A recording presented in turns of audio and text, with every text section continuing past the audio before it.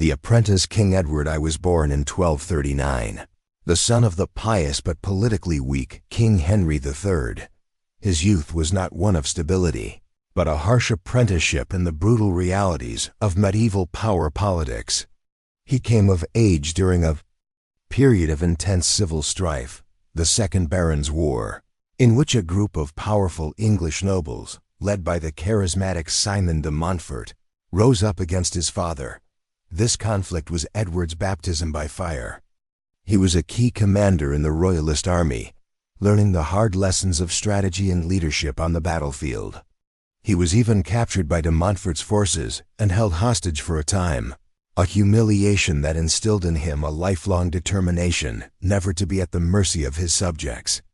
In 1265, at the decisive Battle of Evesham, Edward, now a skilled and ruthless commander, outmaneuvered and crushed de Montfort's army, killing the rebel leader and restoring his father to the throne. Having secured his kingdom, Edward's ambitions turned abroad. He was a deeply pious man, and like many Christian knights of his age, he was fired by the crusading ideal. He embarked on the Ninth Crusade to the Holy Land, a campaign that, while achieving little strategically, added greatly to his prestige. It was during this crusade, while recovering from an attempted assassination, that he learned of his father's death. In 1272, he became King of England.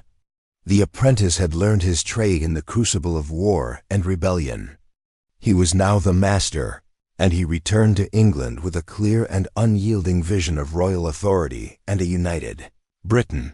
The conquest of Wales. Edward's first and most immediate goal was to subdue his rebellious western neighbor, Wales. For centuries, the Welsh princes had fiercely resisted English domination, their mountainous homeland of Snowdonia providing a near impenetrable natural fortress. The current Prince of Wales, Llewellyn ap Griffith, had allied with Simon de Montfort and now refused to pay homage to Edward, seeing him as a new and dangerous threat to Welsh independence. For Edward, this was an intolerable act of defiance. He was not just a king. He was a legalistic and systematic ruler who believed in a clear, hierarchical order with himself, as King of England, at the very top. In 1277, he launched his first Welsh campaign. It was a masterpiece of planning and logistics. He invaded with a massive, well-equipped army, but his true weapon was organization. He cut off the Welsh from their grain supplies and began the construction of a chain of massive, state-of-the-art stone castles. Overwhelmed and starved into submission, Llewellyn was forced to accept a humiliating peace treaty, but the Welsh spirit was not broken. In 1282, Llewellyn's brother, Dafydd, launched a surprise rebellion that quickly engulfed the nation. This time, Edward's response was merciless. He returned to Wales not just to suppress a rebellion, but to extinguish a nation. He declared Llewellyn a rebel, and the Welsh prince was killed in a skirmish. Dafydd was captured and subjected to a gruesome new form of execution for treason. He was hanged, drawn, and quartered that to secure his conquest permanently.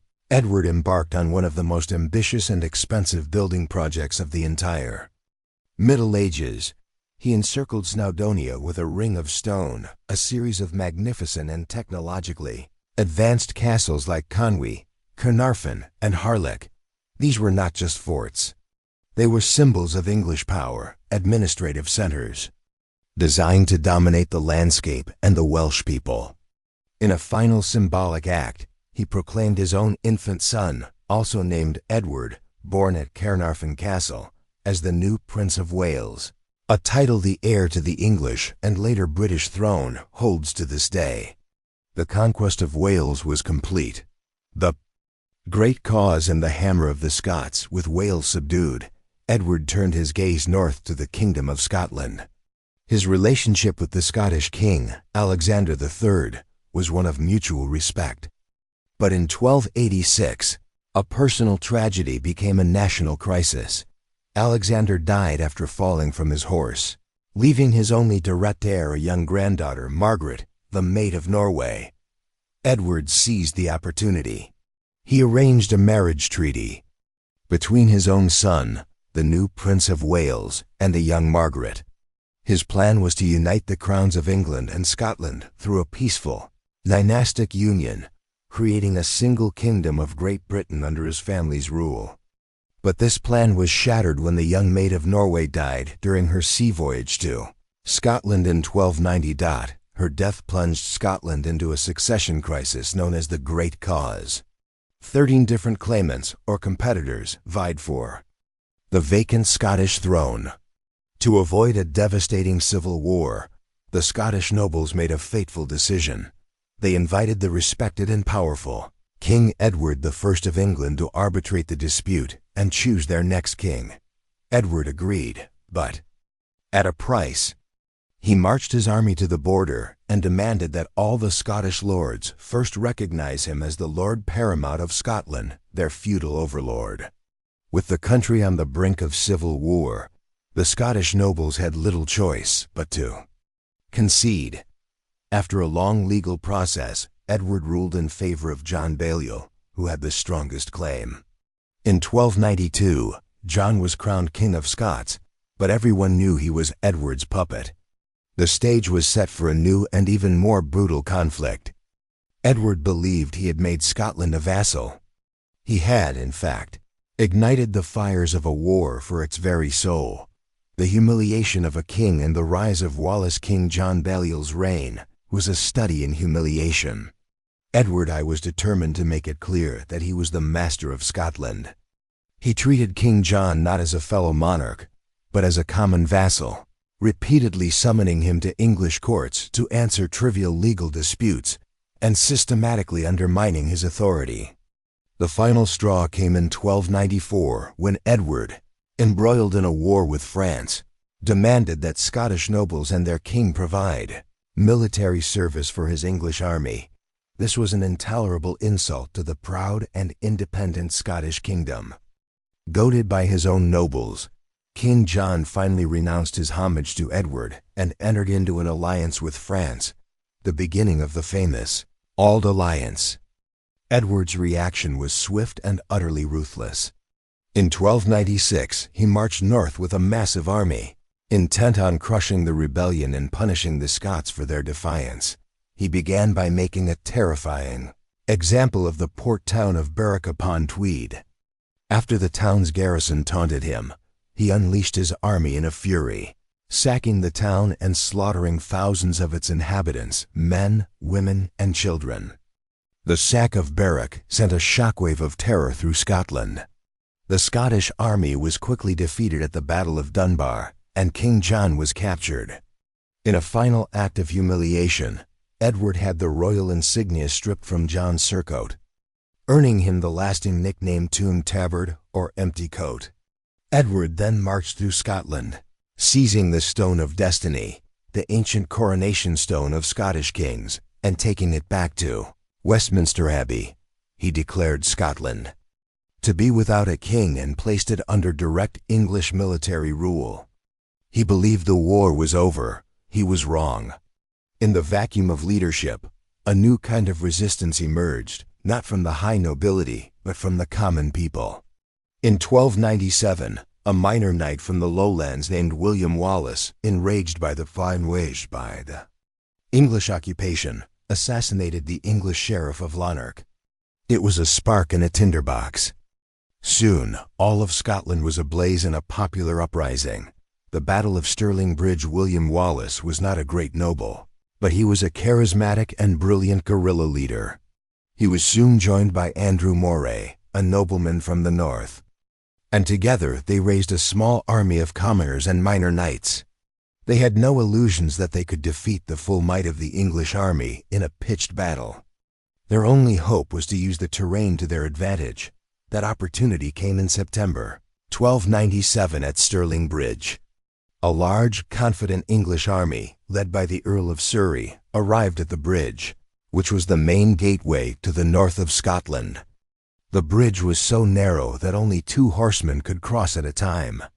Moray and Wallace had positioned their small army of spearmen on the high ground overlooking the far side. The English commanders, arrogant and dismissive of the rabble, they faced, made a fatal error. They began to send their heavy cavalry and infantry across the narrow bridge.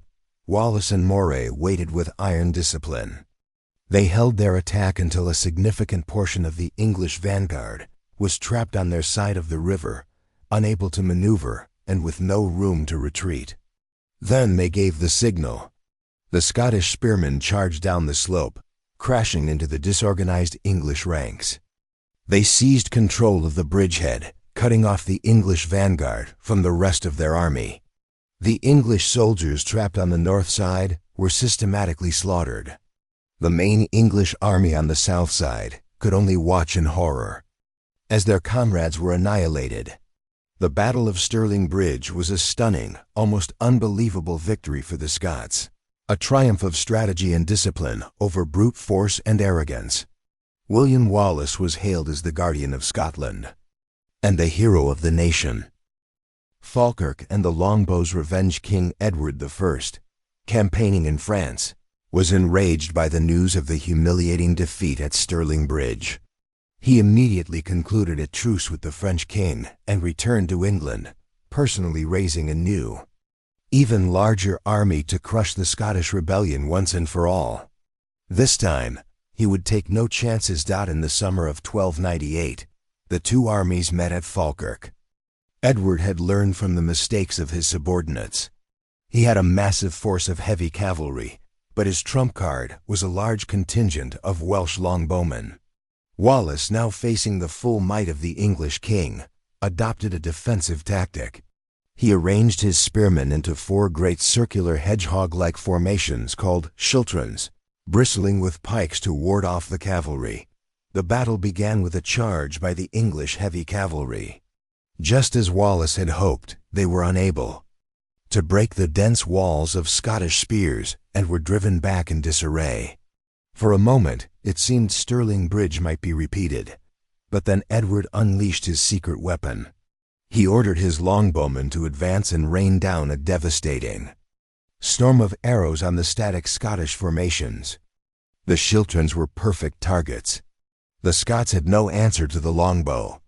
Their men could only stand and die as thousands of armor-piercing arrows fell upon them. Once the formations were broken and weakened by the arrow storm, Edward sent in his cavalry again. This time, they charged through the gaps, and the battle turned into a slaughter. The Scottish army was destroyed. William Wallace escaped the battlefield, but his reputation as a commander was shattered. He resigned as guardian and became a hunted outlaw, the capture and execution of a patriot for the next 7 years. Wallace continued the fight as a guerrilla leader, a symbol of unending resistance. But the tide had turned.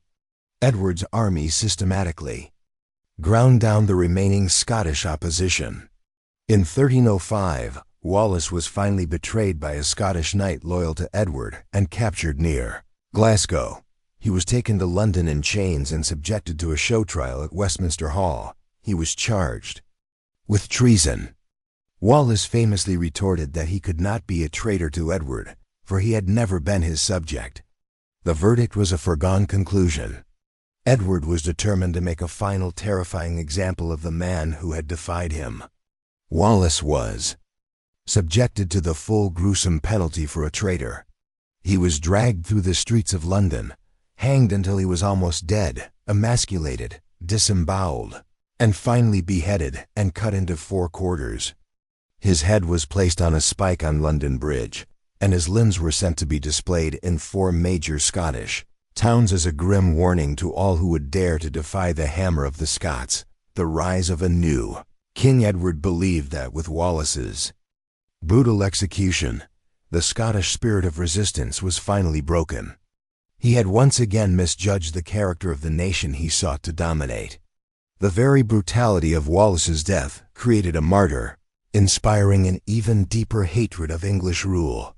The final phase of the war would be led not by a commoner, but by a man from the very highest echelons of the Scottish nobility, Robert the Bruce. Bruce had been one of the original competitors for the throne and had a long and complicated history of switching sides between the Scots and the English. But in 1306, in a decisive and bloody act, he murdered his great rival, John Comyn, in a church and had himself crowned King of Scots. He had now committed himself irrevocably to the cause of Scottish independence. Edward I, now an old and ailing man, was incandescent with fury. He raised one last army and marched north, vowing to wreak a terrible vengeance on this new King Hob. But the old king's iron will could not overcome his failing body. In July 1307, within sight of the Scottish border, King Edward I, the Hammer of the Scots, died. His obsession with conquering Scotland had failed. He had intended to break the Scottish nation, but his very brutality had instead forged it in the fires of war, giving it the heroes and the national identity that would ensure its survival.